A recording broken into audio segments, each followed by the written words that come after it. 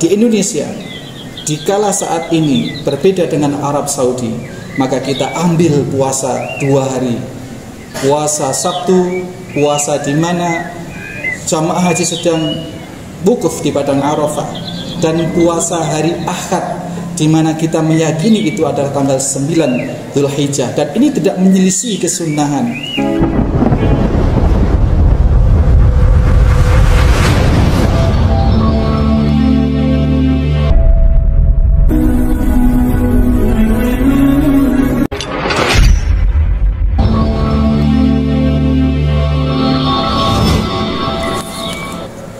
Bismillahirrahmanirrahim. Assalamualaikum warahmatullahi wabarakatuh. Innal hamdalillah nahmaduhu wa nasta'inuhu wa nastaghfiruh wa na'udzu billahi min shururi anfusina wa min sayyiati a'malina. May yahdihillahu fala mudilla lahu wa may yudlil fala hadiyalah. Asyhadu an la ilaha illallah wahdahu la syarika lah. Asyhadu anna Muhammadan abduhu wa rasuluhu la nabiyya ba'dah. Allahumma salli wa sallim wa barik ala Muhammadin wa ala alihi wa sahbihi wa mawala. Qala Allah ta'ala, ya ayyuhalladzina amanu taqullaha haqqa tuqatih wa la tamutunna illa wa antum muslimun. Allah Ta'ala fil ayatil ukhra, ya ayuhan nas taqu rabbakumul ladzi khalaqakum min nafsin wahidah wa khalaqa minha zawjaha wa batha minhuma rijalan katsiran wa nisaa'a wattaqullaha alladzi tasaaluna bihi wal arham innallaha kana 'alaikum raqiba. Ya ayyuhalladzina amanu taqullaha wa qulu qawlan sadida yuslih lakum a'malakum wa yaghfir lakum dhunubakum wa may yuti'illaha wa rasulahu faqad faza fawzan 'adzim. Hadirin sidang Jumat, salat Jumat Masjid Al-Manar Panji Situbondo rahimani wa rahimakumullah. Hari ini kita patut bersyukur yang lebih dari biasanya kita mensyukuri nikmat Allah Subhanahu wa taala. Karena di antaranya adalah kenikmatan yang besar bahwasanya Allah berkenan membawa kita, menjadikan kita berada pada satu saat, satu hari di mana Sayyidul Ayyam, hari Jumat kali ini bertepatan dengan 10 hari pertama bulan Dzulhijjah, di mana 10 hari pertama itu adalah hari yang sangat dicintai oleh Allah, di mana amal soleh yang kita lakukan apapun itu, maka nilai pahalanya sangat-sangatlah besar di sisi Allah Subhanahu wa taala. Besarnya nilai pahala yang dijanjikan oleh Allah Subhanahu wa taala bahkan melebihi amal soleh yang dilakukan di hari-hari selain 10 hari pertama bulan Dzulhijjah ini. Bahkan ketika para sahabat mengkonfirmasi pada Nabi SAW, apakah juga tidak bisa menyamai atau mengalahkan pahala jihad fisabilillah ya Rasulullah? Maka dengan gamblang Rasulullah menyatakan, benar, tidak bisa menyamai pahala jihad fisabilillah, kecuali kalau jihad fisabilillah itu kalian keluar dari rumah dengan membawa segenap harta dan jiwa, kemudian tidak kembali, barulah itu bisa menyamai pahala keutamaan amal soleh di 10 hari pertama bulan Dzulhijjah. Artinya besaran pahala baru bisa sebanding dengan besaran pahala amal soleh di 10 hari pertama bulan Dzulhijjah ini, yakni apabila seseorang jihad fisabilillah dan mendapati mati syahid di situ. Maka kegembiraan atau kesyukuran kita ungkapkan pada Allah Subhanahu wa taala bahwasanya hari ini kita berada di dalam satu hari di mana 2 kemuliaan bertemu dalam satu masa, dalam satu hari yang kita berada di dalamnya. Dan qadarullah, alhamdulillah atas izin dan nikmat Allah, kita diberi perkenan untuk melaksanakan ketaatan sholat ibadah sholat Jumat kali ini. Salawat serta salam ma'asyiral muslimin rahimakumullah. Mudah-mudahan senantiasa kita haturkan pada junjungan kita Nabiullah Muhammad sallallahu alaihi wasallam yang atas segala bimbingan, petunjuk, arahan, pendidikan dari beliau atas rahmat Allah Subhanahu wa taala kita mengenal dinul Islam ini, sehingga kita bisa memiliki keyakinan yang totalitas bahwa yang hak itu kita lakukan dengan sepenuh hati dan yang batil kita berusaha tinggalkan dengan rela hati, sehingga ketawakalan, keimanan kita tumbuh dari waktu ke waktu, dan itu kita syukuri dengan harapan berikhtisab pada Allah, mengharap pahala atau ganjaran dari Allah dari setiap kesyukuran kita. Semoga Allah menambahkan kadar derajat keimanan kita kepada Allah Subhanahu wa taala. Ma'asyiral muslimin rahimani wa rahimakumullah. Hari-hari ini semakin dekat dengan Yaumul Nahar, dengan 10 Dzulhijjah. Bagi kita yang sedang tidak berkesempatan berada di tanah suci melaksanakan ibadah haji, wukuf di padang Arafah tanggal 9 Dzulhijjah, kita memiliki kesempatan untuk juga bersuka cita, merasakan nikmatnya iman, merasakan menyongsong hari pengabdian kita kepada Allah yang puncaknya adalah nanti ketika tanggal 10 Dzulhijjah kita bisa melaksanakan satu perintah Allah yang fundamental, fasholli li rabbika wanhar. Kita diberi kesunahan, sunnah muakkadah, yakni berkesempatan meraih pahala besar yang memuncaki 10 hari pertama bulan Dzulhijjah itu, yakni salat Idul Adha dan penyembelihan hewan kurban. Kali ini, hari-hari ini, jutaan bahkan ratusan juta umat muslim yang tidak sedang beribadah haji memiliki kesempatan berbahagia karena telah meneguhkan hati, merencanakan dan meniatkan dan mengupayakan kelak di tanggal 10 Dzulhijjah 11, 12 dan 13 itu bisa melaksanakan kesunahan yang sangat agung nilainya di sisi Allah Subhanahu wa taala. Maka apabila di antara kita masih ada yang belum merasakan kenikmatan menyongsong hari raya Idul Adha ini, maka marilah sesegera mungkin kita berikhtiar meningkatkan ketakwaan kita, karena hanya orang-orang yang bertakwa, orang-orang yang beriman bisa merasakan manisnya pengabdian kepada Allah Subhanahu wa taala. Ketiadaan iman, ketiadaan atau keminimalisannya satu ketakwaan akan menumbuhkan satu sikap memandang kurang pentingnya satu perintah dari Allah Subhanahu wa taala. Maka boleh jadi bahkan mungkin di antara kita ada yang sesungguhnya kita memiliki kemampuan tetapi merasa belum perlu untuk menunaikan ibadah kurban. Ibadah kurban dinarasikan, diawali dengan satu narasi, inna a'tainakal kautsar, kata Allah Subhanahu wa taala, sungguh kami telah memberikan karunia yang besar, kenikmatan yang besar, dunia maupun akhirat, dijanjikan bahkan telah diberikan oleh Allah Subhanahu wa taala kepada kita kenikmatan yang besar itu. Maka kalimat berikutnya adalah fasholli, maka salatlah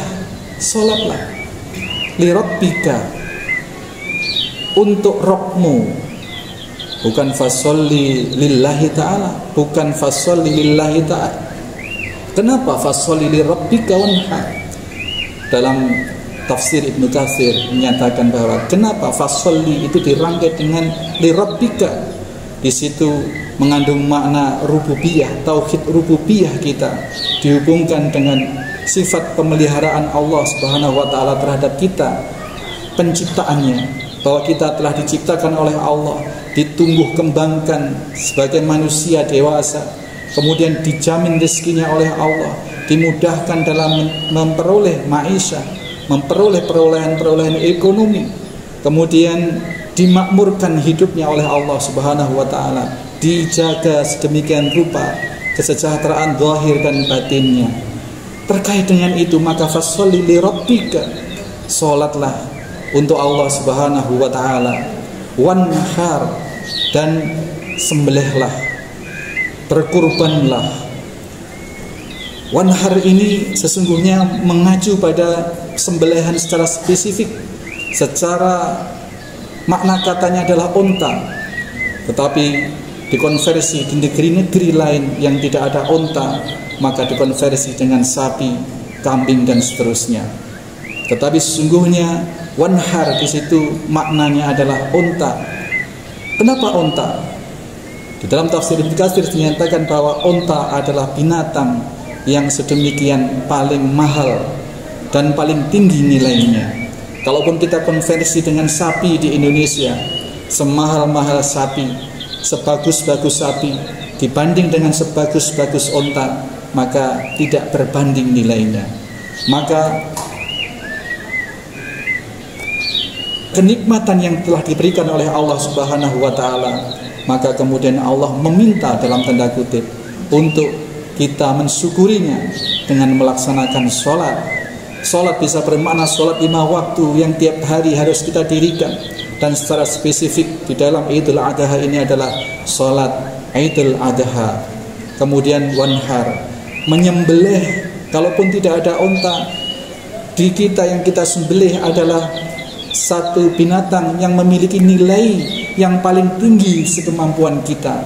Kalau kita mampu sapi itu ber7, ya sapi, satu sapi ber7. Tapi kalau kita mampu sendiri ber7, sendiri memotong 7 sapi, itu lebih afdal. Atau berapapun, intinya adalah sembelihan itu memiliki nilai yang besar dalam hidup kita. Seorang pemulung yang berhari-hari mencari mengais rezeki dari barang-barang bekas, setiap hari pula menyisihkan 1.000-2.000 rupiah untuk berkurban. Bertahun kemudian baru mampu menyerahkan seekor kambing kepada takmir masjid, dan ini sudah viral. Sesungguhnya kemampuan berkorban ini bukan terletak pada kepemilikan seberapa harta yang dimiliki, ma'asyiral muslimin rahimani wa rahimakumullah, tetapi sesungguhnya berada pada kadar ketakwaan seseorang. Si nenek, si pemulung ini, apabila baru menabung 1.000-2.000 sampai pada Idul Adha baru mencapai 300.000 misalnya, sehingga tahun itu belum mampu, belum bisa untuk membeli kambing, dan ditakdirkan oleh Allah tahun itu beliau meninggal misalnya, maka insya Allah niat kurbannya atau kurbannya sudah diterima oleh Allah. Bahkan setiap hari ketika beliau menabung 1.000-2.000 itu, karena amal soleh, amal kebaikan, apabila sudah diniatkan dan sudah dilaksanakan meskipun belum tercapai, maka Allah akan mencatat sempurna. Sebagaimana yang telah viral dalam pensyariatan kita, ada seorang pembunuh 99 orang, digenapi membunuh 100 orang, kemudian dia mau bertobat, kemudian ditunjukkanlah letak kampung pertaubatan, menujulah dia ke kampung pertaubatan itu. Belum sampai di tengah perjalanan dia meninggal. Kemudian terjadi dramatisasi yang memang oleh Allah disengaja untuk edukasi, untuk pembelajaran bagi kita semua. Diturunkanlah malaikat rahmat dan malaikat azab berebut ruh orang itu. Malaikat rahmat menganggap ini sudah berniat bertaubat, maka harus mendapatkan rahmat dari Allah. Sementara malaikat azab menganggap bahwa orang ini meskipun sudah berniat tapi belum melakukan pertaubatan, maka dia harus diazab. Kemudian Allah menurunkan satu lagi malaikat sebagai penengah. Kemudian disuruh mengukurlah jarak antara yang dituju dengan yang ditinggalkan. Kalau lebih dekat kepada kampung pertaubatan, maka dia menjadi hak malaikat rahmat. Tetapi kemudian lagi-lagi Allah merekayasa. Lagi-lagi Allah memfasilitasi orang yang sudah berniat dan melaksanakan pertaubatannya atau amal solehnya itu. Allah menyuruh bumi sebelah sana, sebelah kampung tujuan untuk bergeser mendekat. dan menyuruh bumi asal seseorang ini untuk menjauh, kemudian diukur, dan setelah diukur ternyata hanya selisih sejengkal lebih dekat kepada kampung pertaubatan. Ini secara ilmu forensik berarti sebenarnya orang ini belum sampai di tengah-tengah. Masyaallah muslimin rahimani rahimakumullah, belum sampai ke tengah-tengah, sehingga Allah perlu untuk memerintahkan kampung tujuan mendekat dan perlu memerintahkan kampung yang ditinggalkan itu untuk menjauh, sehingga posisi jenazah ini berada sejengkal lebih dekat ke kampung pertaubatan, dan menjadi hak pengelolaan jenazah ini, pengelolaan ruh ini menjadi hak malaikat rahmat. Artinya pertaubatannya oleh Allah diterima. Maka apabila tahun ini kita belum tumbuh niat untuk berkurban, dalam arti kita belum merasa butuh untuk memperoleh karunia Allah yang optimal di dalam 10 hari pertama bulan Dzulhijjah ini, puncak dari amal soleh adalah sholat Idul Adha dan berkurban. Adapun puasa, melaksanakan puasa Arafah merupakan rangkaian sedekah kebaikan dari tanggal 1, mentaati perintah, mentaati anjuran Rasulullah. Bagi siapa yang ingin berkorban, maka jangan memotong kuku, jangan memotong rambut. Mentaati meskipun maksimal hukumnya adalah hanya makruh, tetapi ketika kita ittiba mentaati, mengikuti dawuhnya Kanjeng Nabi sallallahu alaihi wasallam dalam rangka beramal soleh, menempati 10 hari pertama bulan Dzulhijjah ini, maka sekedar meninggalkan memotong kuku, sekedar meninggalkan memotong rambut dan anggota badan bagi yang akan berkorban, insya Allah juga memiliki nilai pahala yang sedemikian besar. Bahkan seperti yang disebutkan Nabi tadi itu, tidak sebanding, tidak ada yang membandingi kecuali pahalanya orang jihad fisabilillah dan mati syahid. Masih ada waktu beberapa hari untuk kita memuncaki amal soleh. Puasa Arafah belum kita laksanakan, kita niatkan betul. Dan Arab Saudi insya Allah hari Ahad ini adalah sudah Idul Adha, sudah 10 Dzulhijjah. Berarti hari Sabtu adalah hari wukuf di padang Arafah. Kemudian beberapa penerangan dari para ulama menyatakan puasa saja 2 hari, puasa hari Sabtu. Kalau orang-orang menyatakan itu tarwiyah, sudahlah, yang penting kita puasa di hari Sabtu, karena saat itu ibadah haji, jamaah ibadah haji sedang melaksanakan wukuf di padang Arafah, dan itu maknanya juga kita puasa Arafah secara tempat. Dan tanggal hari Ahad yang kita yakini di Indonesia adalah tanggal 9 Dzulhijjah adalah kesunahan tersendiri, karena Nabi pernah menyebutkan puasa Arafah itu adalah berdasarkan tanggal dan berdasarkan tempat. Maka di Indonesia, dikala saat ini berbeda dengan Arab Saudi, maka kita ambil puasa 2 hari. Puasa Sabtu, puasa di mana jamaah haji sedang wukuf di padang Arafah, dan puasa hari Ahad di mana kita meyakini itu adalah tanggal 9 Dzulhijjah. Dan ini tidak menyelisih kesunahan, karena dua-duanya ada dalil yang sangat kuat. Kalau selama ini kita tahu sehari sebelum Arafah itu ada namanya puasa tarwiyah, yang bagi kita ini dalilnya juga tidak sahih, ya kita kesampingkan itu, kita ambil dalil di mana 9 Dzulhijjah kesunahan puasa Arafah. Dan ketika jamaah haji sedang wukuf di padang Arafah, kita juga berkesunahan untuk puasa Arafah. Mudah-mudahan peluang-peluang amal soleh yang besar yang dipuncaki nanti di hari Yaumun Nahar, di hari penyembelihan, di mana diawali dengan sholat Idul Fitri, Allah berkenan, Allah memberikan taufik kepada kita untuk kita meraih kesempatan itu, sehingga kita tahun ini benar-benar memperoleh pahala, memperoleh kebaikan yang optimal sebagaimana yang Allah dan Rasulnya janjikan. Karena tidak ada jaminan Dzulhijjah tahun depan kita masih berkesempatan melakukan itu semua. A'udzubillahi minasyaitonirrajim. Bismillahirrahmanirrahim. Wal 'ashr innal insana lafi khusr illal ladzina amanu wa 'amilus solihati wa tawassaw bil haqq wa tawassaw bis sabr. Aqulu qawli hadza fastaghfirullahal azim li wa lakum wa li syairil muslimina wal muslimat wal mu'minina wal mu'minat fastaghfiruhu innahu huwal ghafurur rahim. Alhamdulillahi rabbil alamin. Assalatu wassalamu ala asrafil anbiya'i wal mursalin, imamil muttaqin, sayyidil hadil muhajirin. Asyhadu an la ilaha illallah wahdahu la syarika lah. Asyhadu anna Muhammadan abduhu wa rasuluhu la nabiyya ba'dah. Allahumma shalli wa sallim wa barik ala Muhammadin wa ala alihi wa sahbihi wa mawala. Ibadallah, usikum wa iyaya bittaqwallah faqad faza fawzan muttaqin. Hadirin sidang Jumat, salat Jumat Masjid Al-Manar, Panji, Situbondo, rahimani wa rahimakumullah.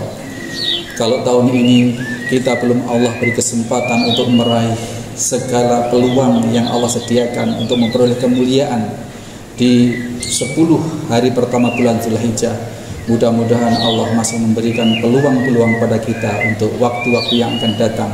Kalaupun belum Allah mampukan kita berkurban kali ini, maka mudah-mudahan Allah memberikan peluang pengganti amal soleh yang bisa memberikan, menutupi pahala-pahala yang kita butuhkan dalam rangka kita kelak kembali kepada Allah sebagai hamba-hamba yang ridho dan diridhoi.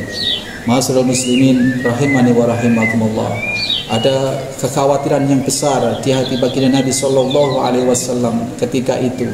Maka ayat ini yang di dalam Al-Quran merupakan surat terpendek, surat Al-Kautsar ini menyatakan, merangkaikan bahwasanya kenikmatan telah digelontorkan oleh Allah Subhanahu wa taala kepadamu wahai Muhammad dan kepada umatmu sampai kelak di yaumil kiamat, kita semua.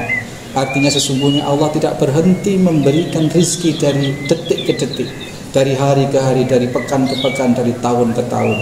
Maka permintaan Allah untuk melaksanakan sholat Idul Adha dan berkurban itu pun juga berlangsung secara kontinuitas dari tahun ke tahun, di mana rizki Allah, kenikmatan Allah tidak pernah dihentikan oleh Allah Subhanahu wa taala. Ini sekaligus memberikan hiburan kepada Nabi sallallahu alaihi wasallam, di mana para kafir Quraisy kala itu menjustifikasi Nabi atau mengolok-olok Nabi sebagai orang yang terputus. Bataru Muhammad, bataru Muhammad. Muhammad adalah orang yang terputus. Tradisi bangsa Arab, ketika tidak memiliki anak laki-laki, maka kemuliaan nasabnya akan terputus. Dan kala itu Nabiullah Muhammad SAW, putra-putranya yang putra, anak-anaknya yang putra semua meninggal. Maka bersorak-sorailah para kafir Quraisy mengolok-olok Nabi sebagai manusia yang terputus. Maka inna sani'aka huwal abtar, dinyatakan, ditegaskan oleh Allah Subhanahu wa taala, sesungguhnya wahai Muhammad, orang-orang yang membencimu, yang mengolok-olokmu, itulah sesungguhnya yang terputus dari rahmat Allah Subhanahu wa taala hingga kelak di akhirat.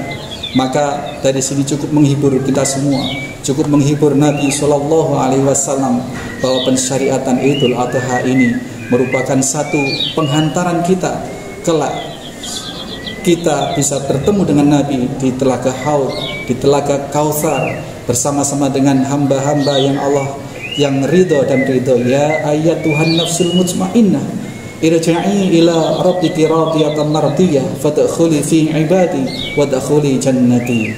Mudah-mudahan seluruh upaya ketaatan kita Allah akui sebagai syarat di mana kita mampu memenuhi syarat-syarat itu, sehingga benar-benar kelak sebagaimana yang Allah janjikan di dalam ayat yang barusan kita bacakan itu. A'udzubillahi minasyaitonirrajim. Bismillahirrahmanirrahim. Innallaha wa malaikatahu yusholluna 'alan nabi. Ya ayyuhalladzina amanu shallu 'alaihi wa sallimu taslima. Allahumma shalli 'ala Muhammad wa 'ala ali Muhammad kama shallaita 'ala Ibrahim innaka Hamidum Majid. Allahumma barik 'ala Muhammad wa 'ala ali Muhammad kama barakta 'ala Ibrahim innaka Hamidum Majid. Allahumma inna nas'aluka salamatan fid din wa afiyatan fil jasad wa ziyadatan fil ilmi wa barakatan fil rizqi wa tawbatan qabla al maut wa rahmatan indal maut wa maghfiratan ba'dal maut.